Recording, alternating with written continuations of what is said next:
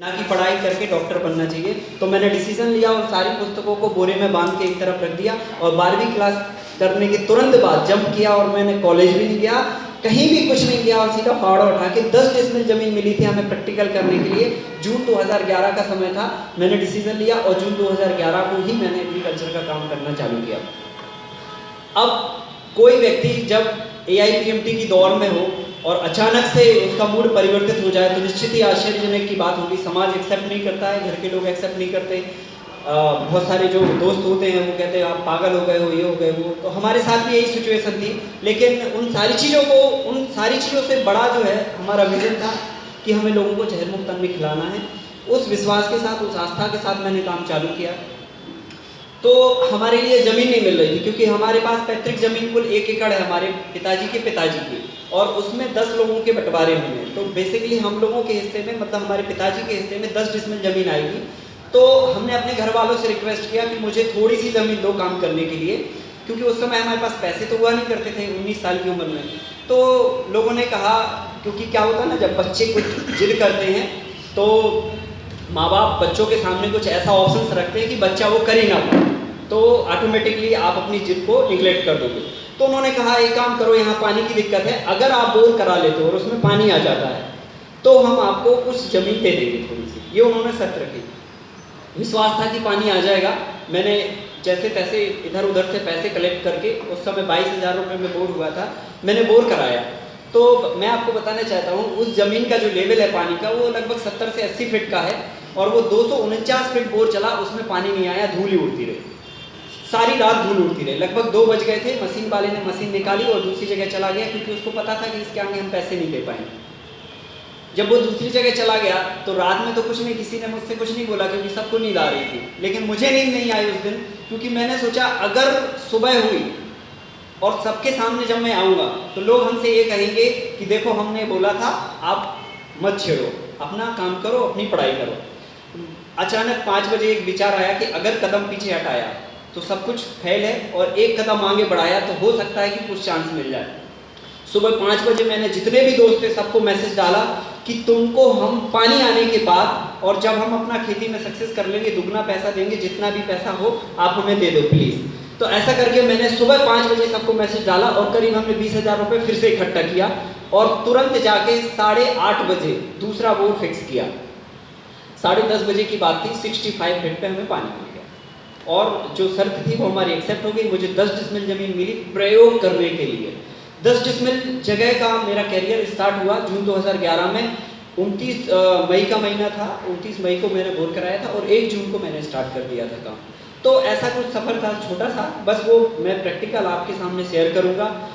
तभी से मैंने डिसीजन लिया कि मैं देश के लिए काम करूँगा और एग्रीकल्चर में जो लोग काम नहीं करना चाहते हैं, गांव से निकल कर शहरों में लेके और यहाँ वो 10,000 की नौकरी कर लेते हैं लेकिन उनके पास 100 एकड़ ज़मीन होती है, वो वापस खेत में जाके काम नहीं करते। खेती को कैसे व्यावसायिक ढांचा दिया जाए, वो आधारित कृषि को कैसे, मतलब हम लोगों के सामने प्रॉफिटेबल मॉडल लेके आएँ, बस उसी मॉडल के बारे में हम आपसे चर्चा करेंगे। चर्चा बहुत ही सामान्य है, बस थोड़ा सा आपको रुचि लेके समझना पड़ेगा। मुझे मालूम है कि यहाँ सब लोग खेती नहीं करते, लेकिन मैं इतना ज़रूर जानता हूँ कि आप सभी लोग कहीं ना कहीं से खेती से जरूर जुड़े हुए।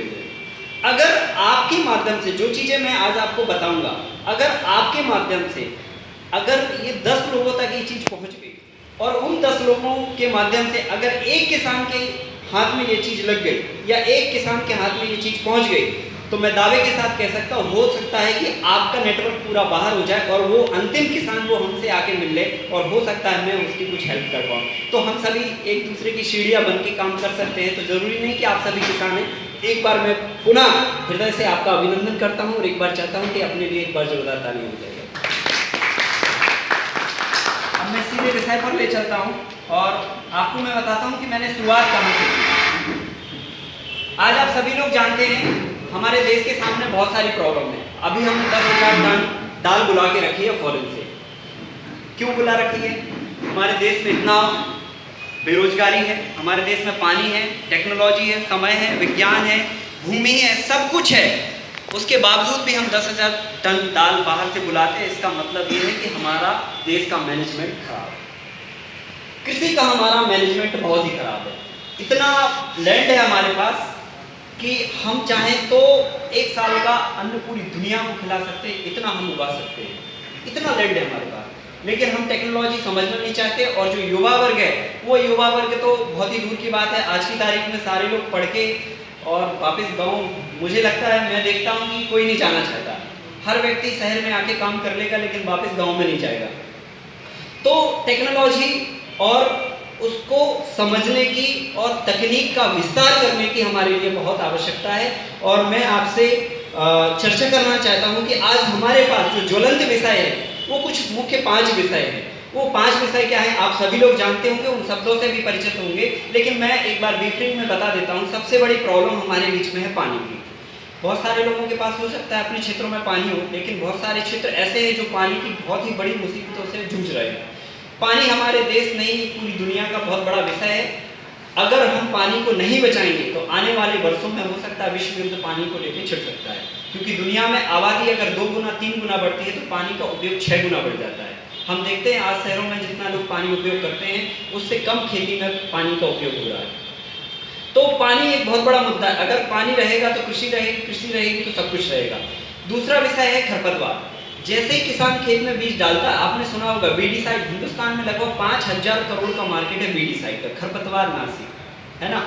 आप खेत में कोई भी बीज डालते हैं, 15 दिन बाद खरपतवार उगता है। अब हम उस खरपतवार को खत्म करने के लिए बीडीसाइड का उपयोग करते हैं तो खेत में जहर भी पहुंचता है, जेब से पैसा भी निकलता है, एनवायरनमेंट दूषित भी होता है, और हमारी थाली में जो अनाज आता है वो भी जहर युक्त आ जाता है। सारी चीजें होने के बावजूद जिस उद्देश्य को लेकर हमने खरपतवार नाशी डाला है वो उद्देश्य हमारा पूरा नहीं होता, क्योंकि अगर हुआ होता तो अगले साल खरपतवार नाशी नहीं बिकना चाहिए था, लेकिन उससे ज्यादा कंपनियां एडवर्टाइजमेंट करके उससे ज्यादा का टर्नओवर अगले साल फिर करती हैं। इसका मतलब खरपतवार नाशी से खरपतवार का निदान नहीं है, हमें सोचना पड़ेगा। तीसरी बड़ी समस्या है कीड़ों की। आप सभी जानते हैं खेतों में बीज बोते हैं, फसल उगती है और 20-25 दिन बाद कीड़े लगना चालू होते हैं, और ज्यों कीड़े लगना चालू होते हैं और किसान की जेब से पैसा निकलना चालू होता है और बहुराष्ट्रीय कंपनियों के पास वो पैसा जाता है, उनके टर्नओवर बढ़ते हैं और हमारी जेब खाली होती है। और हमने देखा है ग्राउंड पे जब हम जाते हैं काम करते हैं तो कई लोगों के घर पे अगले साल जब बारिश आती है तो छप्पड़ भी, उनके पास खप्पर छाने के लिए भी पैसे नहीं होते, इतनी बुरी हालत हो जाती है। और उनसे अगर हम पूछते हैं कि भाई आप बताओ बीडीसाइड और पेस्टिसाइड का खर्च कितना होगा, तो बड़े उससे कहते हैं, बोले इस साल 26,000 रुपये का पेस्टिसाइड डाला, 20,000 का पेस्टिसाइड डाला। ये सारे पैसे बहुराष्ट्रीय कंपनियों के पास जाते हैं। अगर कीड़े पेस्टिसाइड से खत्म हो रहे होते तो एक बार डालने से खत्म हो गए होते, फिर दोबारा क्यों हो जाते। तो ये विचारणीय और गंभीर विषय है कि आखिर ऐसा क्यों होता, हम हर साल फिर पेस्टिसाइड डालने की जरूरत क्यों पड़ती है। तो ये 3 मुख्य आपकी समस्याएं होंगी। चौथी मुख्य समस्या ये है कि हमारे देश में पशुओं का, या कहने चाहिए गौ माता का कोई प्रबंधन नहीं है, कोई मैनेजमेंट नहीं है। जो गाय पूरी दुनिया की सारी समस्याओं का एकमात्र समाधान, एकमात्र उदाहरण बन सकती है, वो गाय हमारी रोड पर घूम रही है। तो इसका मतलब यह है कि हमारे देश में मैनेजमेंट नहीं है। 5वीं सबसे बड़ी समस्या जलवायु परिवर्तन। दुनिया का कोई व्यवसाय प्रभावित नहीं होता जलवायु परिवर्तन से, लेकिन खेती पर सीधा जलवायु परिवर्तन का प्रभाव डलता है। अगर खेत में अच्छा बीज डाला, अच्छा खाद डाला, अच्छा पानी, सब कुछ किया, लेकिन अगर मौसम ने 2 मिनट भी अगर करवट बदल ली तो 2 मिनट की मौसम की करवट पूरे 6 महीने की मेहनत को उलट पुलट कर सकती है। ये आप सभी लोग जानते हैं, पेपर में आप पढ़ते होंगे। तो ये 5 मूलभूत समस्या हैं। अगर हम इन समस्याओं का सॉल्यूशन ढूंढने मार्केट में जाते हैं तो पैसे निकलेंगे और समस्या का समाधान भी नहीं होगा। मुख्य बात मैं यहाँ पर केंद्रित करना चाहता हूँ कि आखिर हम लोग गलती कहाँ कर रहे हैं। हम लोग गलती कहाँ कर रहे हैं। कीड़े लगे, पेस्टिसाइड डाला, पैसा निकला, कीड़े नहीं मरे, 15 दिन बाद फिर कीड़े आ गए, फिर पेस्टिसाइड डाला, फिर पैसा निकला, फिर कीड़े लगे, समाधान नहीं। पैसे भी गए, समय भी गया, श्रम भी गया, सब कुछ गया और जहर भी हमारी थाली में आ गया, उसके बाद भी समाधान नहीं हुआ। तो आखिर क्या हमें करना पड़ेगा कि इन सारी समस्याओं का समाधान बिना पैसे खर्च किए हम कर लें। तो जून 2011 से निरंतर प्रयास में हूँ मैं, और इन 5 समस्याओं को मैंने खोज भी कर लिया है और बिना पैसे खर्च किए हम किसान को एक रोल मॉडल के रूप में, एक स्वावलंबी कृषि के रूप में एक मॉडल लेके देश के सामने आए और लगभग 32,000 लोगों के सामने ये चर्चा रखी। और आज उसका परिणाम है कि 18,000 एकड़ भूमि में हमारे माध्यम से जहर मुक्त कृषि का कार्य चल रहा है। ये हमारी सबसे बड़ी उपलब्धि है।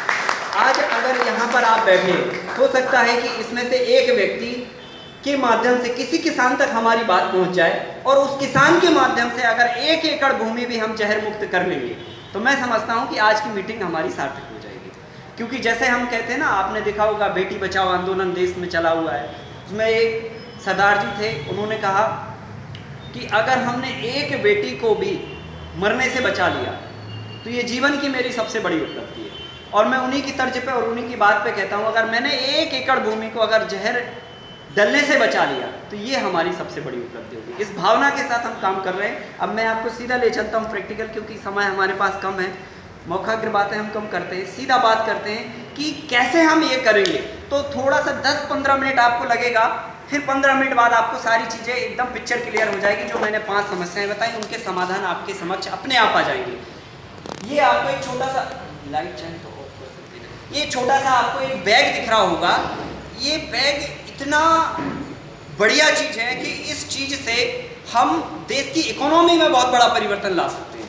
अभी आपने देखा होगा हमारे हिंदुस्तान में, मैंने कहा कोई मैनेजमेंट नहीं है। मैनेजमेंट शब्द सब चीज़ों पर लगता है, चाहे हमारा गाय हो, चाहे खेती हो, चाहे इन्वायरमेंट हो, चाहे पॉल्यूशन हो, सारी चीज़ों पर हमारा मैनेजमेंट गड़बड़ है। तो हमारे देश में आपने देखा होगा गाय गोबर करती है, सड़कों पे करती है, तो उसका तो सवाल ही नहीं है, वो तो गाड़ियों के पहियों से कुचल के पता ही नहीं चलता कि कहाँ गया। उसके बाद जब गाय गोबर घर में करती है या गौशाला में करती है, तो किसान की हैबिट क्या है, आदत में क्या है, मानसिकता में क्या है कि हम लोग गोबर निकाल के सीधा जाके रोड पे या तो ढेर लगाएंगे या गड्ढे में पटक के वहाँ ढेर लगा देंगे। आप सभी लोगों के अनुभव है, कोई भी गोबर को छाया में, साइड में या इस तरह से नहीं रखता कि ये देश की सबसे बड़ी पूंजी है। अगर देश में गोबर नहीं रहेगा तो अनाज पैदा नहीं होगा, आपकी थाली में भोजन नहीं आएगा। ये हमारी सदी में एक बहुत बड़ी भ्रांति फैल गई है कि हम तो मतलब मशीनीकरण कर लेंगे, ये बना लेंगे, वो बना लेंगे, सब कुछ आप कर लोगे, लेकिन एक छोटे से जीव का कार्य आप नहीं कर पाओगे, एक गोबर का काम आप नहीं कर सकते। क्या नहीं? तो मेरा कहने का मतलब ये है कि हमारे इंडिया में गोबर का कोई यूज़ नहीं है, या हम जानते ही नहीं है। सोना उगलने वाली मिट्टी जो सबसे देश की सबसे बड़ी जान है, ताकत है मिट्टी की, उसको हम रोड पे ढेर लगाते हैं या गड्ढे में पटकते हैं।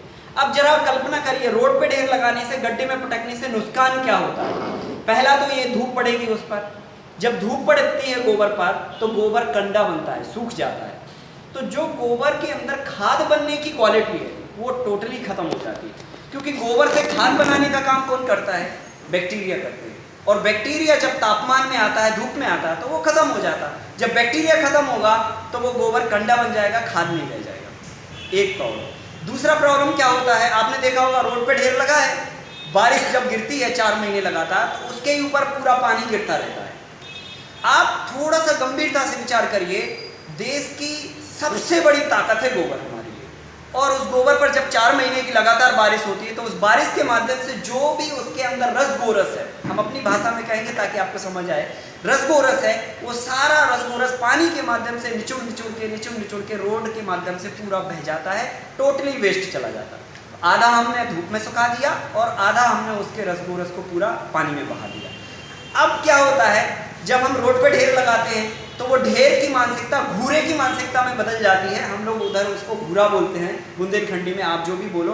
तो उस ढेर पे क्या करता है कि बाजू वाला अपना घर का जितना भी कचरा होता है वो जाके डंप कर देता है, क्योंकि वो तो ढेर है, कॉमन है, सब डाल रहा है। फिर बाजू वाला पॉलीथीन भी ला के डाल देता, और बाजू वाला जो भी मिला सब उस पर डालते जाते। अब हम उसको खाद मानते हैं। जब वो खाद हम खेत में डालते हैं तो उसमें दरिद्रता पैदा होती है, समृद्धि पैदा नहीं होती। क्यों? क्योंकि आपने पॉलीथीन भी डाली है, आपने कचरा भी डाला है, आपने भूसा भी डाला है, उसमें सूखा गोबर भी है, उसमें कच्चा गोबर भी है, उसमें पका गोबर भी है, उसमें अधपका गोबर भी है। कुल मिला के वो कचरा है। जब हम वो खेत में डालते हैं तो दरिद्रता पैदा होती है।